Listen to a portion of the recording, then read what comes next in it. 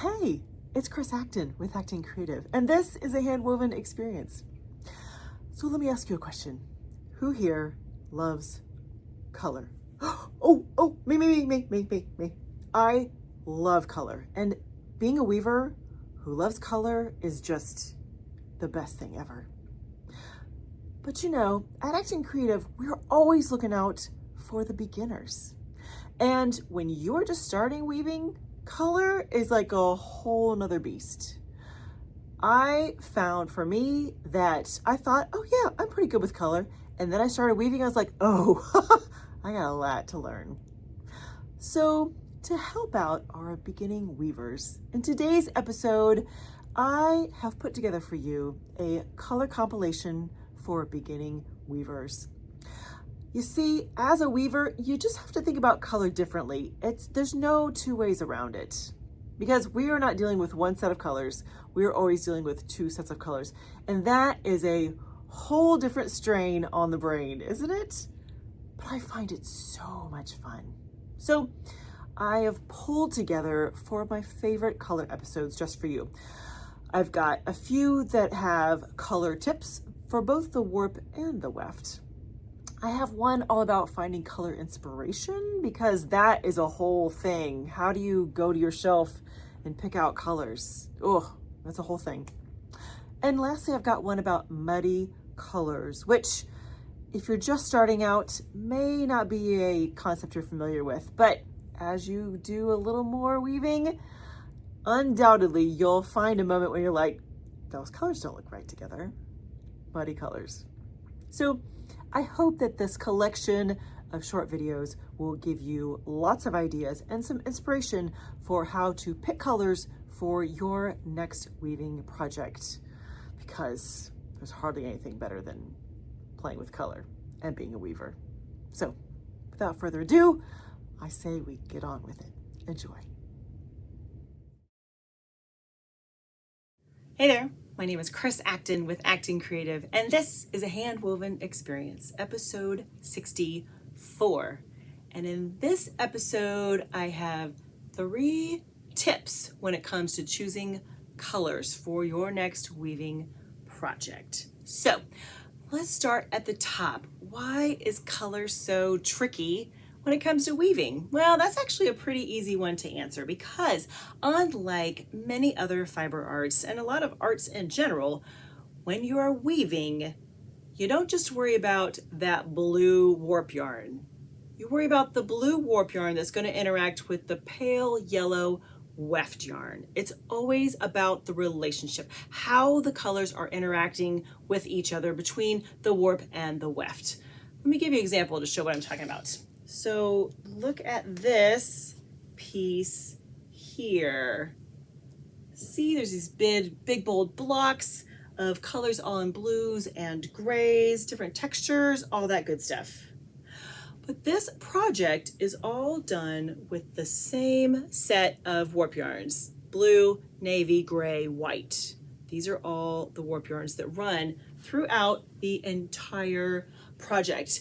So when I include a fuzzy blue for the weft or a light gray, your eye is going to look at this and blend all of those magic colors together, which is amazing, but takes a little bit to wrap your head around how I'm going to plan a project with a whole variety of colors like this.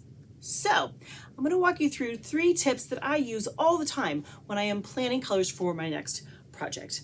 Tip number 1, pick your favorite color, or a color that you saw recently, or a brand new yarn or something. The point is to choose one. You have one color as the focus. In this case, for today, I'm choosing a nice hot orange, which I love, and also as a nod to my brother, who this is his favorite color. So yeah, so orange is the color on the brain. That's where I'm going to start building my colors for my project. So next up, I always like to include at least a couple colors in my warp yarns. Reverse back to episode 62 and you'll see why. So I need a color to go with my orange. I'm not sure where to go yet. So here is where your fancy color wheel comes into play. You guys remember these, right? When you're learning your Roy G. Biv as a kid, these are how all of the colors kind of relate and connect to each other. So here's my suggestion. Your orange here, pick a neighbor. Okay, so on one side I've got yellow, on the other side I've got red. So for today's exercise, we're gonna go with the red. It's a nice kind of lipstick red, which I love. And the two of them together are, I'll call them hot colors. I like that. So I've got my two colors together, my focal point, and I've got the neighbor as far as how I'm building my colors for the project. Next up, tip number 3 is going to be to add a neutral. And you may be thinking, Chris, I hate neutrals. I like all of the strong, bold, vibrant colors. Great, you should love all the strong, bold, vibrant colors. That is fantastic. But neutrals are important, and here's why. If you just keep adding more and more strong colors together, they cancel each other out. Have you ever noticed this? When you put a lot of really hot colors together and all of a sudden you're like, ooh, it's too much, it's too much. It can also make the project start to look a little bit muddy, which you want to kind of stay away from. So here's my suggestion, pick a neutral. In this case, I like this kind of, it's like a light khaki kind of color. See that together? Now, part of what you're considering here too is how are the proportions going to help my combination of yarns, right? But by adding a neutral, I am helping your eye relax so they can focus on the colors that I want them to focus on. So neutrals are very important, whether it be like this, kind of a khaki, a light brown, a white, a gray, a charcoal, whatever you like. Include a neutral. That's usually one of my big suggestions when you're picking out a combination of colors. So I've got a couple of things for you to just keep in mind, even beyond our 3 fantastic tips here. So when you are designing colors for your warp, keep in mind that you have a whole weft that will go with it. And sometimes you may be like, the colors in the warp are just kind of okay, but then the weft comes along and knocks it out of the park. Let me show you an example. So see my fabric here? I used all variations of greens and a white here. Boy, talk about staying in one corner of the color wheel, right? I didn't venture very far when I was designing my warp.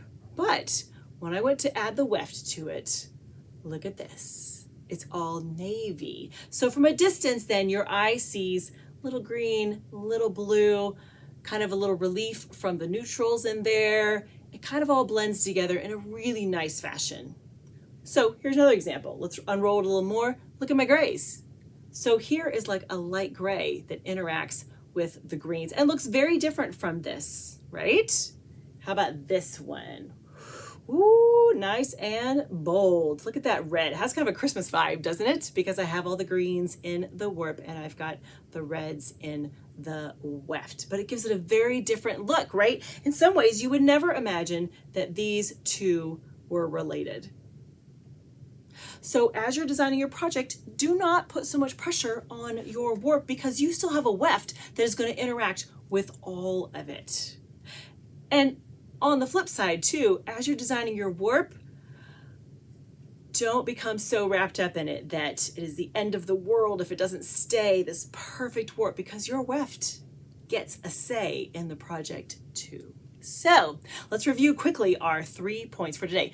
Pick a color, your favorite color, the color du jour, whatever color you like. Make sure that is the focal point of your mix of colors. And then, if you need some ideas, pick a neighbor. Look at the color chart, your color wheel, and pick one from either side. They're gonna go together beautifully. And then add a neutral. Add a white, add a gray, add a tan, whatever. That neutral is gonna help your other colors stand out in a big way. So those are just a couple things to keep in mind when you're planning your next project, because we've all been there staring at an empty loom thinking, what the heck do I do next? All right, my friends, I hope that helps, gives you lots to think about and more ways to use all that fabulous yarn on your shelf. Have a great week, my friends. Happy weaving. Hey there, it's Chris with Acton Creative, and this is A Handwoven Experience, episode 65. And in this episode, we're going to talk color. I have got 3 more color tips just for you. And in episode 64, we talked about color in reference to the warp, which those are the yarns that are going to go through the loom under tension. This time around, we're going to address the weft. See, I like to think of the two as having very different roles. The warp is kind of the structure, it's the foundation, it's the basis for the entire project. Whereas the weft, well, that can really add personality. So I have 3 really easy color tips for you if you're wondering what to plan to put into your shuttle for your next project. So here we go. Tip number 1 is to mirror the colors in your warp. Here's what I mean. In this sample here, I have a white, a gray, this crazy chartreuse color, and a navy blue. So when I went to address what was going to be in my shuttle, I mirrored those 4 colors. I did a little section with the navy. I did a little section with the chartreuse. Isn't that crazy? I did a little section with the white and a little section with the gray.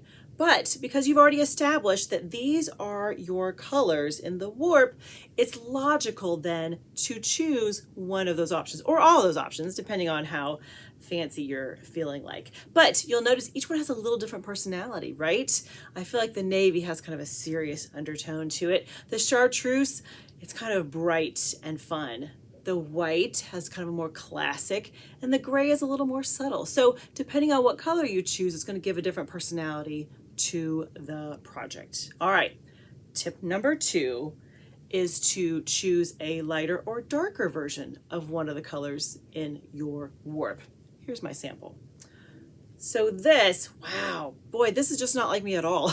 I hardly ever do all pastels like this, but clearly I was feeling in a pastel mood, which is pretty rare. So these are my warp colors here. I've got a peach, I've got kind of a pale green, a soft yellow, a white. These are my warp colors here. So for my weft then, I started out mirroring that light green that I have in the warp. But as I was looking at it, I thought, well, what if I took that green and I went darker? So look at this section. This is the green, but just a darker version. It's a really easy step to go from taking one of your colors and making it lighter or darker to complement it in your weft. And look at the difference in personality there, right? This is very soft. It makes me think of like a nice baby blanket. And this has a much more kind of solid kind of feel to it. Okay, tip number 3 is to pick a neighbor. In episode 64, I brought up the idea of using your color wheel to help select an option for your warp. Well, I'm going to bring you back to the color wheel again this time. So here is my sample.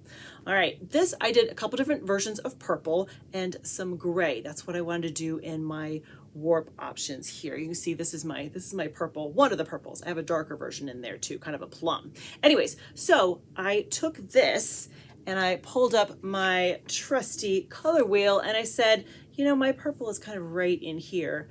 What if I chose a weft color that was on either side of it? So maybe go over here, kind of a reddish purpley kind of color, or maybe this way, which is a blue. So I chose the blue option. So let me unroll this a little bit.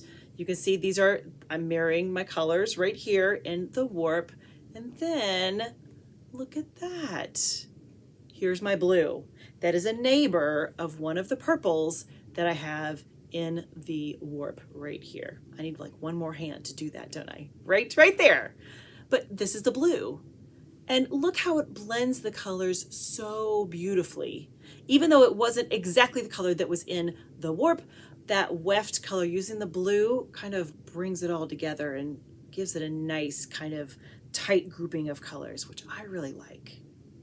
So those are our 3 color tips for your weft. First of all, mirror the colors in the warp. Whatever you've already selected, your beautiful collection of colors for your warp, just mirror them in your weft. You can't go wrong with that option.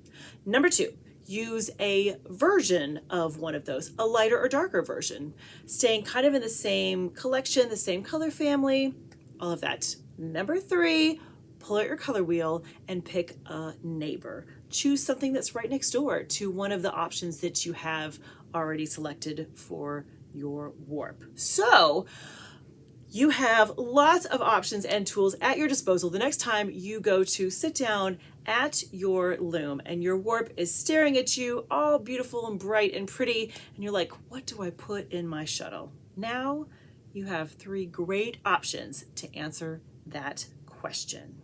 All right, my friends, have a great week and happy weaving. Hey there, my name is Chris Acton with Acton Creative, and this is A Handwoven Experience. In today's episode, I'm going to talk about color inspiration. We've all been there with an empty loom, sadly staring at us, asking what colors are going to go on next. It's not a great feeling, is it? So let's talk about some ideas for how to get inspired and how to use color. Now, before we dive in, I just want to make a little note that first of all, I absolutely love color.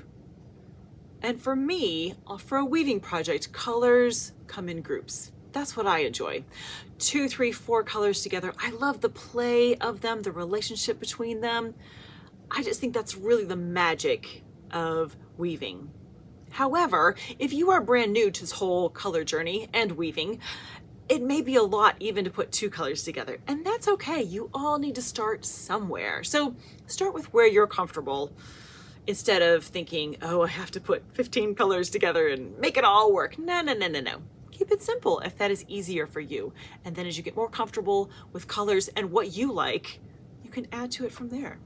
So let's talk about some suggestions for where to find color inspiration. Number 1, Mother Nature. She's like the queen of color, isn't she? It's just amazing what you can find when you're paying attention. As you're taking a walk, as you're going to the farmer's market and seeing all the produce and the flowers, as you're watching a sunset or a sunrise, pay attention to what colors you see together that you really like, that get you excited, that kind of spark your interest. Mother Nature has an endless supply of color combinations for our weaving projects. Endless. Suggestion number 2 is fashion. Fashion, I think, is so interesting because we have these different seasons and it's always evolving and changing, and I think it's very, very interesting. And I am by no means any kind of fashionista, but I do love to watch what are the trends, what colors are becoming popular in both clothing and home goods and cars and whatever it is. I think fashion is a kind of interesting place to find color inspiration. So whether you're at the store shopping for a new blouse or a dress, or you're looking for throw pillows, pay attention to what colors they put together, because you never know what's going to get you started. And that's all we need here from our list of inspiration. We need a place to start. That's it. Number 3, technology. You know, we're on our phones and our TVs and our laptops all day anyways.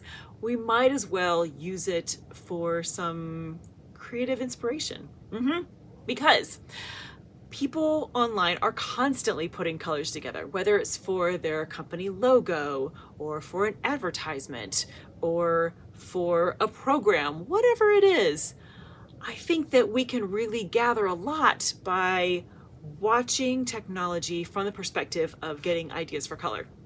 Because technology, you know, it's just a tool. So how do we use that tool to get inspired for our next weaving project? So keep your eyes peeled to see what do you like, what you don't like. Because sometimes what you don't like is just as important as what you do. So I think no matter where you're searching for some color inspiration, it's really about getting to know yourself and your personality and what you want to play with. What colors get you excited, and you want to start with those together and then see what happens from there. Because the more you start with a color idea and then lean into it and play with it, the more confident you'll get, the more color will become no big deal, and you'll then never have an empty loom sadly staring at you wondering what color goes on next.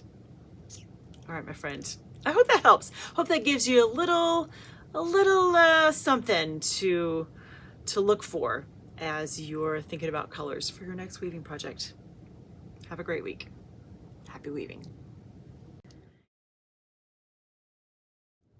Hey there, my name is Chris Acton with Acton Creative, and this is A Handwoven Experience. And in today's episode, I'm going to be tackling the dreaded muddy colors. If you have just started weaving, you may not have heard of this phenomena yet, but muddy colors is a circumstance when you combine certain colors together, and when all is said and done, it creates kind of a muddy effect. That doesn't mean it's brown, but it does mean that they aren't clear. They blend together, whether that be a combination of the colors, the pattern, like it all, it's just not as precise as you were hoping for. Muddy colors. Now, ultimately, muddy colors is a contrast problem. And here's what I mean. When you have two colors that are very similar on a black and white scale, your eye is not necessarily going to be able to distinguish one from the other. And it's going to kind of blend it all into one big thing. Let me show you an example so we're on the same page here. So this is a project I did recently. This is Pinwheel. If you like Pinwheel, there's a whole episode about it. Go back a couple episodes and check it out. It's very fun. But I did this towel in Pinwheel. Now, here's how I set it up.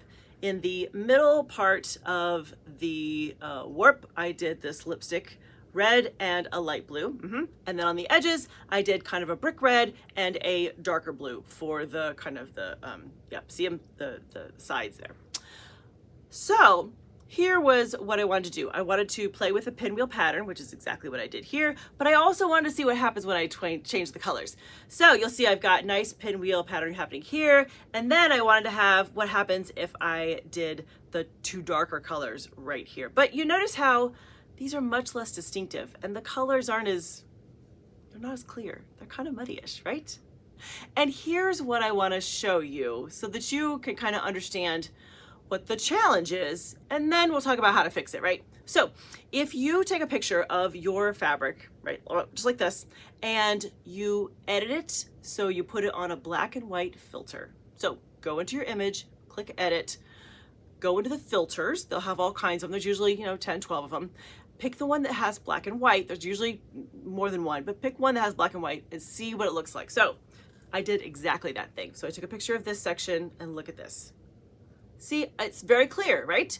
You can see the red is dark, the light blue is lighter. There's great contrast. Thus, it's easy to read. We understand the colors, sitting pretty. However, look at when I took a picture of this section right here. Look at this. You can't hardly see anything. It's all blended together because these two particular colors are pretty much exactly the same on a black and white scale. So there's no contrast here, no contrast. So when our eyeballs look at this section, that all just kind of mashes it together. Now, let me point out something here, is that this kind of circumstance, when this happens, doesn't have to be a bad thing. If your goal is to have things kind of blend and become soft around the edges, great, go for it. Muddy colors are not always a bad thing. It's all about what your goal is with your piece of weaving. So let's talk about what to do if you really want to avoid muddy colors. As we've said, muddy colors is a contrast problem, so you can fix it by adding contrast. So let's say that you have these two colors. Let's see our two colors right here. No matter what, I really want to use them. Like I don't care if they're muddy at all. I really want to use them, but I want to make sure that you can kind of see around it, have a little distinction. Add another color to the mix that is going to have more contrast. Add, if I were to add a little more of the light blue in between something. There's something magical that happens when you add a third color that is drastically lighter or darker. It kind of helps crisp everything up. So add some contrast if you are afraid that the colors you're using are going to be muddy. The other thing that I would encourage you to consider is proportions. Do you need to have 50-50 of the two colors that you love? Or could you have a little less of one and more of the other and have a little contrasting something in between? Play with contrast and proportions as a way to counteract the dreaded muddy color phenomena. You can do it. And here's what I'd love to hear from you. Do you have a muddy color story? Because so many weavers do, where they combined two colors they thought were great, and then when it's done, they're like, oh, I don't like that at all. Nope. So let me know if you have your own muddy color story, because we'll all commiserate together, because we've all been there. So drop your note in the comments, and I can't wait to read them. Have a great week, friends, and happy weaving.